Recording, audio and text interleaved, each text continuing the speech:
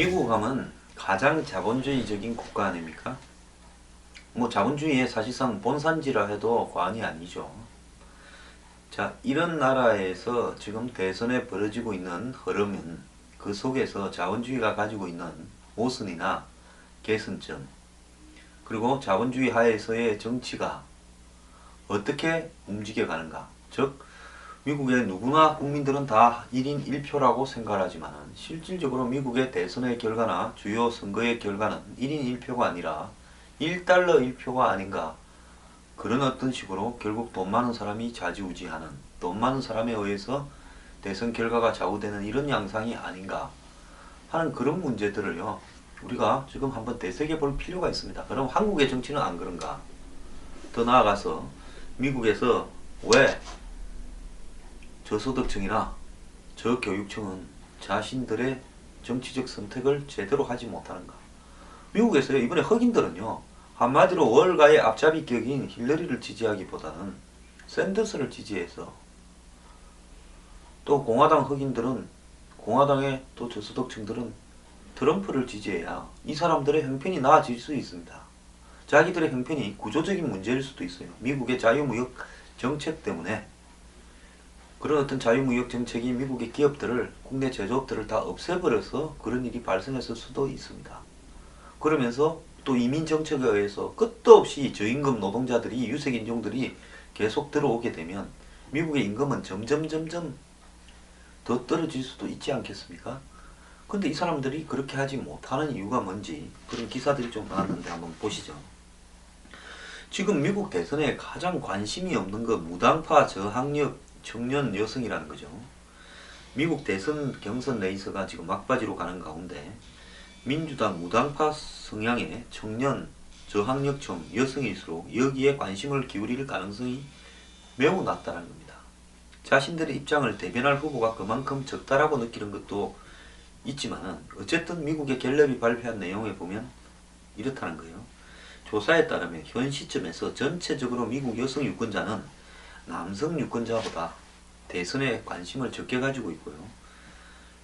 대선 관심도가 남성은 36%, 여성은 34% 이렇게 비슷한 수준이었는데 지난 2월달에는 4월달 현재 남성은 44%, 여성은 31%로 13포인트 차이가 벌어진다는 거예요. 이 같은 성향은 무당파에서 가장 심했다는데, 무당파 남성의 경우 대선에 관심을 가지고 있는 남성이 24%인데 여성은 6%에 불과했다는 겁니다. 그러니까 관심이 떨어지면 자연히 투표나 또 경선에 참가하는 뭐 프라이머리라든지 코커스라고 부르는 이런 경선에 참가할 가능성도 떨어지죠. 그럼 이 사람들의 의사들은 거의 정치적으로 반영되지 못하는 거 아니겠습니까? 그래서 민주당 지지층이면서 대선에 관심을 가진 여성들은 30%로 남성의 41%보다 10%나 작다라는 거죠. 공화당 지지층의 경우는 이런 성에 따른 격차가 8포인트밖에 안 된다는 겁니다.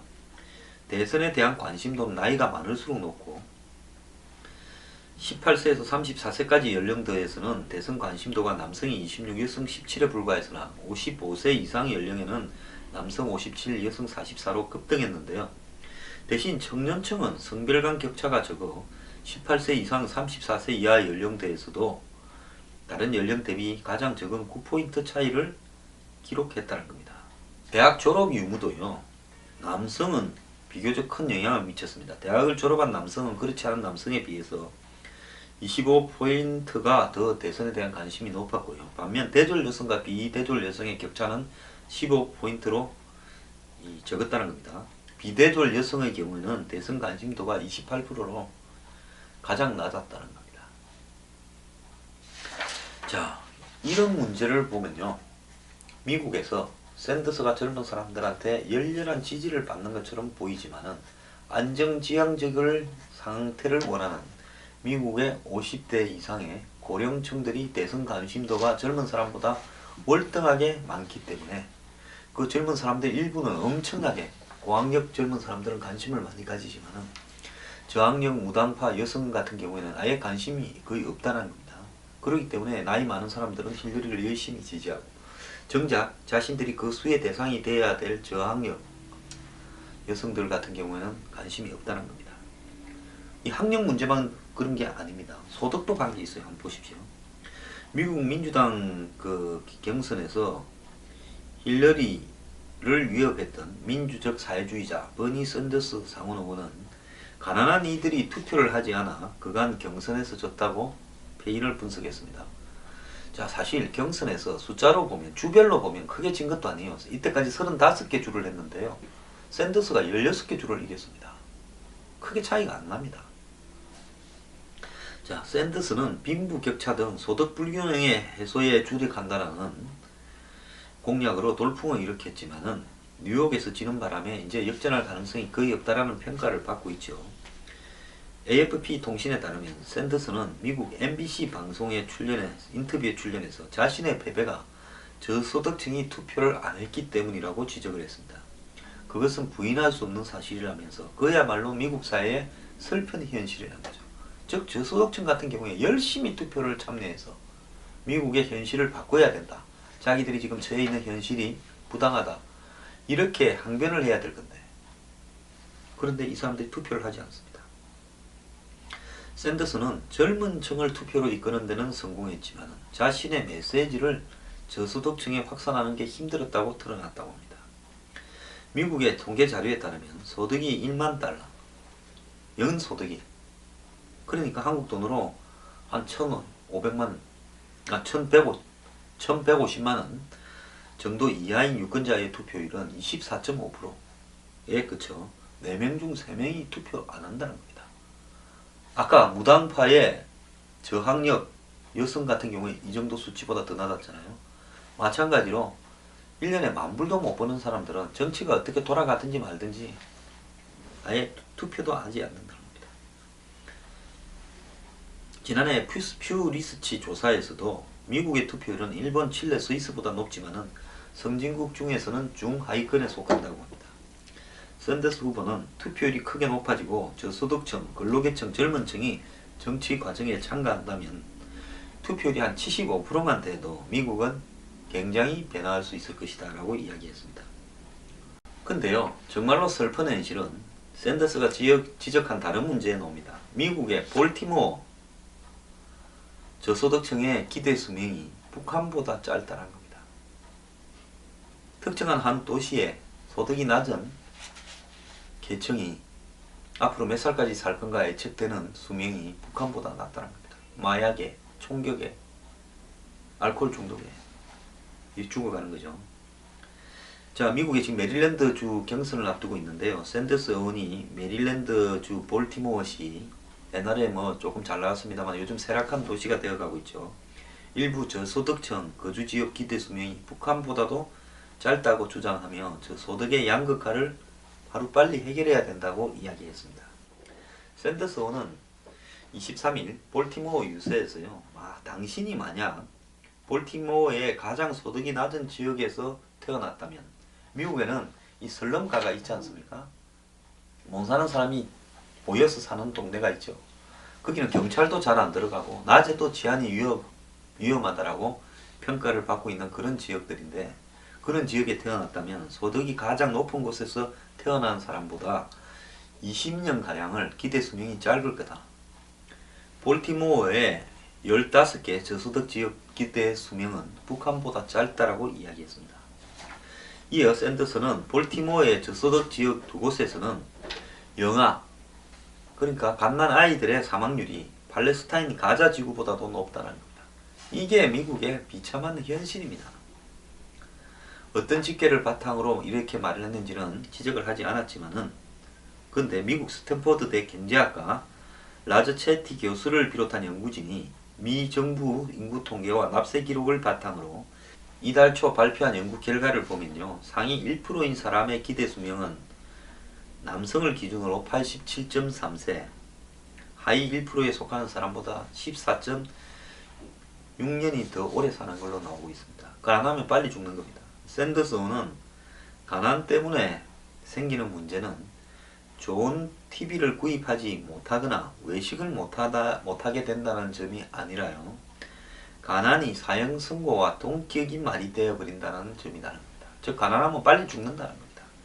사람들이 그런 점을 잘 인식하지 못하고 있다. 한국도 얼마 전에 이런 통계가 나왔습니다. 한국도 가난한 사람이 부자보다 빨리 죽습니다. 지난해 4월 볼티모어에서는 경찰에 의해 이송되는 과정에서 20대 흑인 브래디 그레이가 숨지는 사건을 계기로 폭동이 발생했는데요. 이 폭동의 근원은 흑인 거주지의 높은 실업률과 경찰의 강압적인 법 집행 등이 지목되었는데요. 샌더스 의원은 양극화를 문제를 비롯한 볼티모어 지역의 여러가지 문제들을 해결하기 위한 방법으로 매년 수백만 명의 미국인을 수감하는데 90조가 들어간답니다. 깜빵 비용이 90조예요. 깜빵에 가는 사람은 점점 높아지고 뭐 어떤 통계에서는 20대 흑인의 한 25%가 깜빵에 있다 이런 통계도 있습니다. 그래서 불필요한 수감자를 줄이는 대신 그 비용을 일자리 창출에 투자할 수 있다고 주장을 했습니다.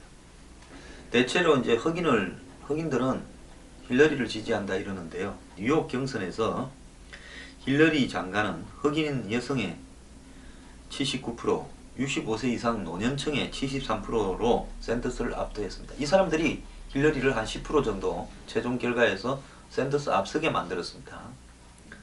그래서 이런 흑인 여성과 65세 이상의 노년층이 뉴욕 경선의 결과 힐러리가 샌더스를 10% 앞서게 만들었던 겁니다. 그런데 65세 이상 흑인 여성이면 그야말로 거의 한 100%에 가까운 수준으로 힐러리를 지지하지 않겠습니까?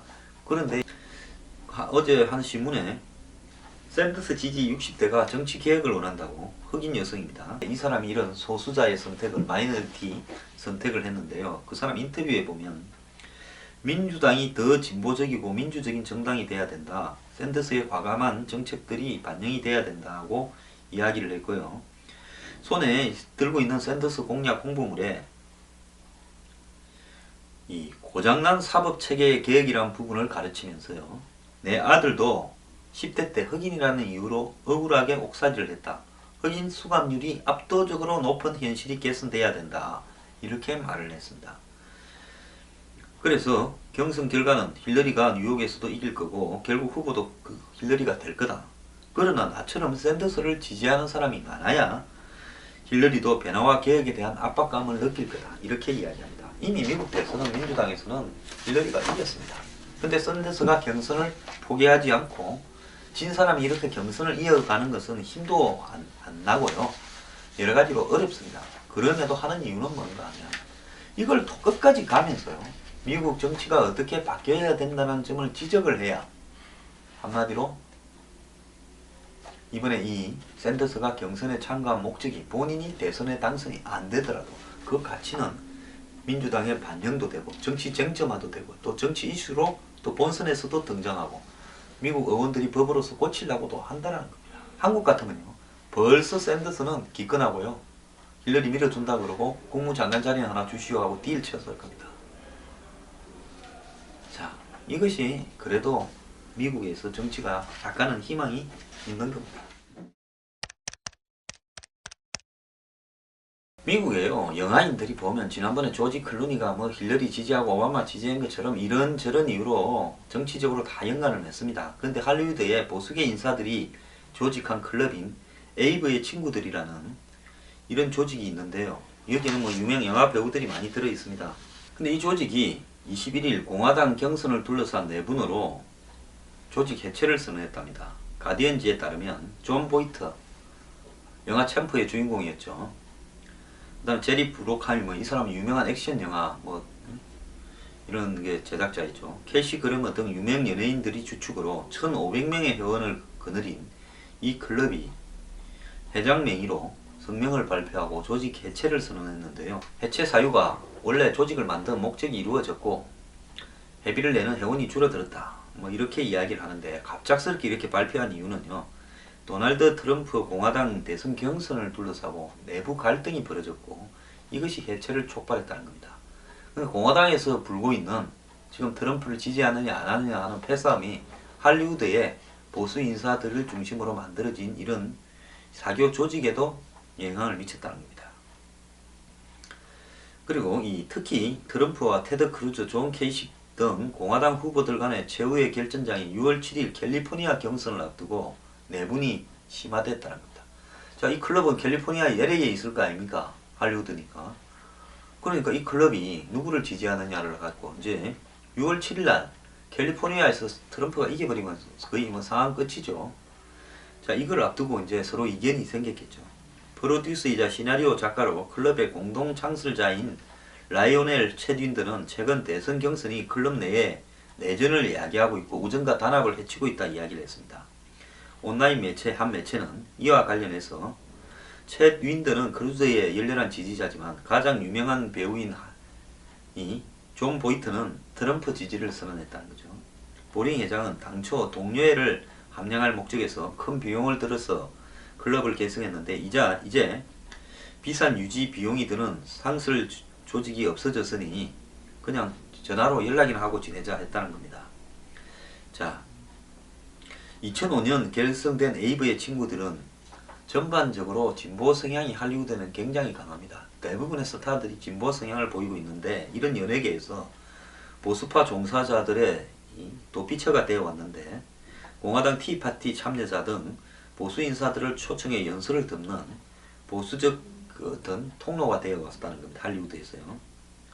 자, 클럽 명칭인 에이브는 공화당 출신 대통령 에이브럼 링컨을 지칭하고 클린트 이스트우드도 이 모임 지지자였다고 합니다. 자, 미국 공화당이 이제 할리우드까지 쫙쫙 갈라지고 있습니다.